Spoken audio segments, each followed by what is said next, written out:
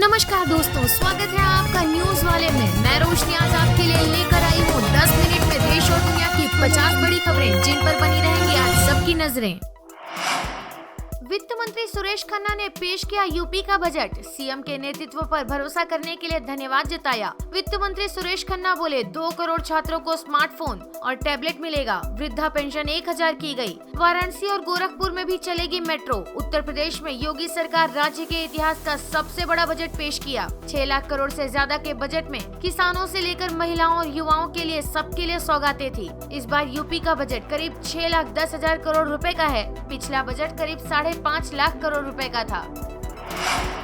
ताज की मस्जिद में नमाज पढ़ने पर हैदराबाद के पर्यटकों सहित 4 को पकड़ा। पुलिस कर रही पूछताछ। ताजमहल पर विवाद थम नहीं रहे। अब नमाज को लेकर विवाद खड़ा हो गया है। पुलिस ने 4 पर्यटकों को पकड़ा है। इन चारों ने ताजमहल की मस्जिद में नमाज अदा की थी। सांसद नवनीत राणा को मिली जान से मारने की धमकी। दिल्ली पुलिस ने दर्ज की शिकायत। हनुमान चालीसा विवाद के बाद चर्चित हुई सांसद राणा ने पुलिस को बताया कि उन्हें फोन पर 11 बार धमकी दी गई। राणा को हाल ही में मुंबई स्थित शिवसेना मुख्यालय मातोश्री के बाहर हनुमान चालीसा पढ़ने के आह्वान के मामले में गिरफ्तार किया गया था। कुछ दिनों पहले ही उन्हें जमानत पर रिहा किया गया है। उद्धव के एक और मंत्री पर ईडी का शिकंजा। अनिल परब के 7 ठिकानों पर छापेमारी जारी। उद्धव सरकार के मंत्री व शिवसेना नेता अनिल परब के खिलाफ ईडी ने मनी लॉन्ड्रिंग के तहत मामला दर्ज किया था। उन पर करोड़ों की रिश्वत लेने का आरोप है।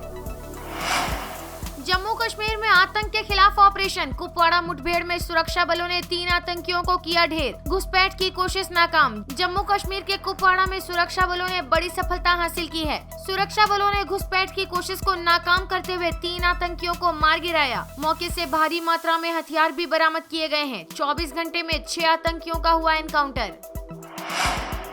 हर मस्जिद की खुदाई करेंगे। राम राज्य आने पर उर्दू पर रोक। तेलंगाना भाजपा अध्यक्ष की ओवैसी को चुनौती। करीमनगर में हिंदू एकता यात्रा में बंडी ने ये भी कहा कि देश में बम धमाके इसलिए होते हैं क्योंकि मदरसे आतंकियों के ट्रेनिंग सेंटर बने हुए हैं। उनकी पहचान होना चाहिए। तेलंगाना प्रदेश भाजपा अध्यक्ष बंडी संजय कुमार ने असुद्दीन ओवैसी को चुनौती दी है। First women combat aviator. लड़ाकू पायलट बनकर देश के आकाश की रक्षा करेंगी हरियाणा की कैप्टन अभिलाषा। कैप्टन अभिलाषा बराक को कॉम्बैट एविएटर के रूप में आर्मी एविएशन कोर में शामिल किया गया। भारतीय सेना ने बताया कि उन्होंने सफलतापूर्वक प्रशिक्षण पूरा कर लिया है। जंग का मैदान बना इस्लामाबाद। इमरान की रैली में हिंसा भड़की। मेट्रो स्टेशन फूका। पूर्व पीएम का ऐलान, हम जिहाद करने निकले। इमरान देर रात लाखों समर्थकों के साथ डी चौक पहुंचे। आर्मी तैनात। मरियम बोली वो हिंसा भड़का रहे। खान समर्थकों ने पेड़ों में आग लगाई। पुलिस ने टीयर गैस छोड़ी। सरकार ने रैली पर रोक लगा दी थी, लेकिन सुप्रीम कोर्ट ने अधिकारियों को निर्देश दिए थे कि आजादी मार्च के लिए पीटीआई को वैकल्पिक स्थान उपलब्ध कराएं। दिल्ली में आज भी छाए रहेंगे बादल। यूपी और बिहार के कई जिलों में होगी बारिश। उत्तर प्रदेश में भीषण गर्मी के सितम के बीच मौसम विभाग ने राहत की खबर दी है। मौसम विभाग के मुताबिक आगामी 28 मई तक जिले में येलो अलर्ट जारी किया गया है। तो वहीं राज्य के 20 से अधिक जिलों में तेज हवाओं के साथ हल्की बारिश की संभावना जताई गई है। आयकर विभाग की गुजरात में बड़ी कार्यवाही। एशियन ग्रेनिटो के 40 ठिकानों पर छापा। आयकर की टीम ने गुजरात में 35 से 40 परिसरों पर छापेमारी की है, जो अभी भी जारी है। विभाग के अधिकारियों द्वारा एशियन ग्रेनिटो इंडिया के परिसरों में छापा मारा गया है। अलगाववादी नेता यासीन के घर के बाहर पत्थरबाजी। सुरक्षा बलों ने आंसू गैस के गोले दागे। इंटरनेट सेवा बंद। जम्मू कश्मीर के अलगाववादी नेता यासीन मलिक को सजा दिए जाने के बाद उसके श्रीनगर स्थित घर के बाहर भीड़ जमा हो गई। वहां सुरक्षा बल तैनात हैं। भीड़ में से कुछ लोगों ने सुरक्षा बलों पर पथराव किया। भीड़ को हटाने के लिए सुरक्षा बलों ने आंसू गैस के गोले छोड़े। कानून व्यवस्था बनाए रखने के लिए श्रीनगर में मोबाइल इंटरनेट सेवाएं बंद कर दी गई हैं। किया EV6 की बुकिंग शुरू। 18 मिनट में 80% होगी चार्ज। 528 किलोमीटर तक की रेंज। 3 लाख रुपए में कर सकते हैं बुक। किया 2 जून 2022 को भारत में अपनी पहली इलेक्ट्रिक कार लॉन्च करने वाली है। इसका नाम EV6 इलेक्ट्रिक क्रॉसओवर है। इस कार की बुकिंग शुरू हो गई है। कार को 3 लाख रुपए के टोकन अमाउंट पर 12 शहरों की 15 चुनिंदा डीलरशिप पर बुक कर सकते हैं। कंपनी की ऑफिशियल वेबसाइट से भी इस नई इलेक्ट्रिक कार को बुक किया जा सकता है। कंपनी ने पहले आए पहले पाए के आधार पर कार की बुकिंग शुरू की है। Corona updates. दिल्ली में नए केस घटे तो केरल महाराष्ट्र में बढ़े। देश में 24 घंटे में 2124 मरीज पॉजिटिव पाए गए। देश में कोरोना की रफ्तार भले ही धीमी पड़ गई हो, लेकिन कोरोना का खतरा अभी टला नहीं है। अभी भी रोजाना 2000 से ज्यादा मामले सामने आ रहे हैं। ताजा आंकड़ों के मुताबिक पिछले 24 घंटे में कुल 2167 नए मामले सामने आए। 1658 मरीज ठीक हो गए, जबकि 14 की मौत हो गई।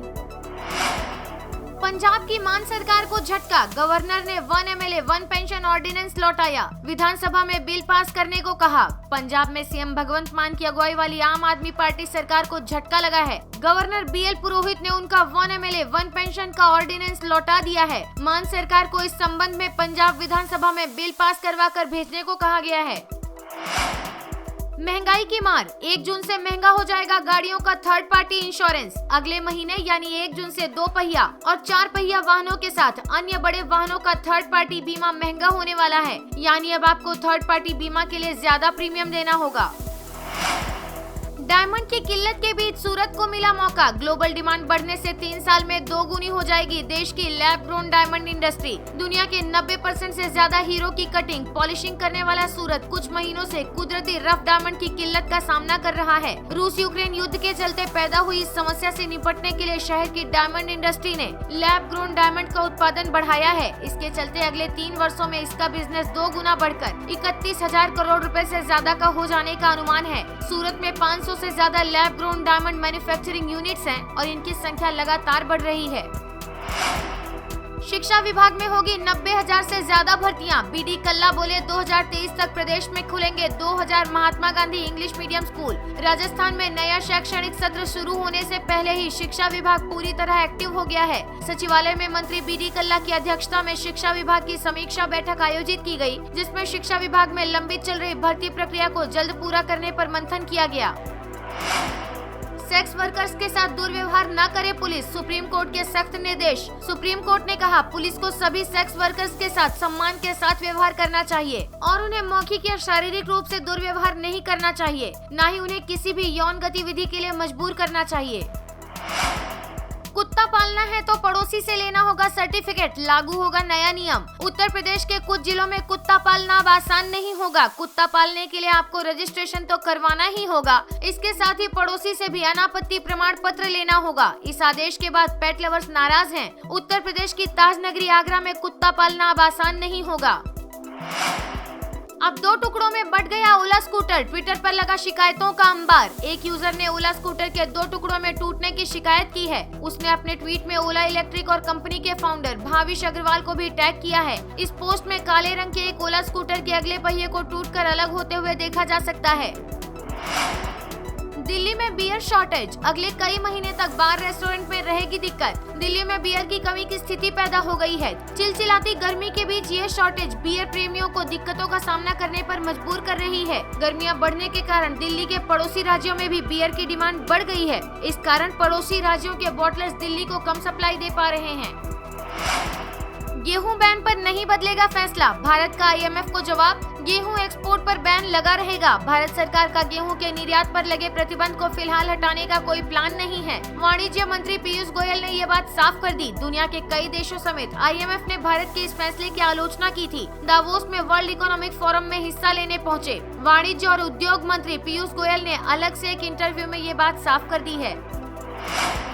सरकारी कर्मचारियों को हफ्ते में 1 दिन करना होगा बस में सफर। सरकार ने जारी किया सर्कुलर। दिल्ली सरकार के ग्रुप A और B के अधिकारियों को हफ्ते में 1 बार DTC और क्लस्टर बसों में सफर करना होगा। इसके लिए परिवहन विभाग ने सर्कुलर जारी कर दिया है। सफर के दौरान अधिकारियों को अपना फीडबैक भी देना होगा। अब मंदिरों के पास से हटेंगी नॉनवेज की दुकानें। NDMC उठाएगी कदम। दिल्ली में अब नए तरह का सर्वे होने जा रहा है। इसके तहत मंदिरों के आसपास ये पता लगाया जाएगा कि नॉनवेज की कितनी दुकानें हैं। इसके बाद इनको कहीं और स्थानांतरित करने के बारे में फैसला लिया जाएगा। हालांकि ये सर्वे NDMC के इलाके में होगा। ऑटो और टैक्सी में सफर करने वालों के लिए जरूरी खबर। 60% तक बढ़ सकता है किराया। राजधानी दिल्ली में ऑटो रिक्शा और टैक्सियों में सफर करना महंगा हो सकता है। दिल्ली ऑटो रिक्शा और टैक्सियों के किराए में संशोधन करने वाली समिति ने सरकार से किराया बढ़ाने की मांग की है। ममता सरकार का बड़ा फैसला, विश्वविद्यालयों के चांसलर राज्यपाल नहीं बल्कि मुख्यमंत्री होंगी। ममता सरकार ने एक बड़ा ऐलान करते हुए राज्य में राज्यपाल के साथ टकराव की नई जमीन तैयार कर दी है। अजमेर दरगाह के हिंदू मंदिर होने का दावा, सीएम गहलोत को पत्र लिखकर सर्वे कराने की मांग से नया विवाद शुरू। राजस्थान की अजमेर दरगाह के हिंदू मंदिर होने का दावा किया गया है। दिल्ली की एक संस्था ने दरगाह का सर्वे कराने की मांग की है। हिमाचल प्रदेश कैबिनेट की बैठक गुरुवार को मुख्यमंत्री जयराम ठाकुर की अध्यक्षता में शिमला में आयोजित की गई। बैठक में रोजगार, कर्मचारियों व जन कल्याण से जुड़े कई बड़े फैसले लिए गए हैं। कैबिनेट ने विभिन्न विभागों में सैकड़ों पदों को भरने का फैसला किया है। साथ ही कई कर्मचारी श्रेणियों का मानदेय बढ़ाने, नए जल शक्ति मंडल व पटवार सर्कल खोलने, स्कूलों, पशु औषधालयों को अपग्रेड करने का भी निर्णय लिया। इसके अलावा मुख्यमंत्री बाल सुपोषण योजना को मंजूरी दी गई। 360 नई बसें खरीदी जाएंगी। इससे लोगों को बेहतर परिवहन सेवाएं उपलब्ध करवाने में मदद मिलेगी। 2 निःशुल्क LPG सिलेंडर मिलेंगे। नर्सरी के विद्यार्थियों को स्कूल वर्दी के 2 सेट मिलेंगे। वीडियो पसंद आया हो तो लाइक, शेयर और सब्सक्राइब करना ना भूलें।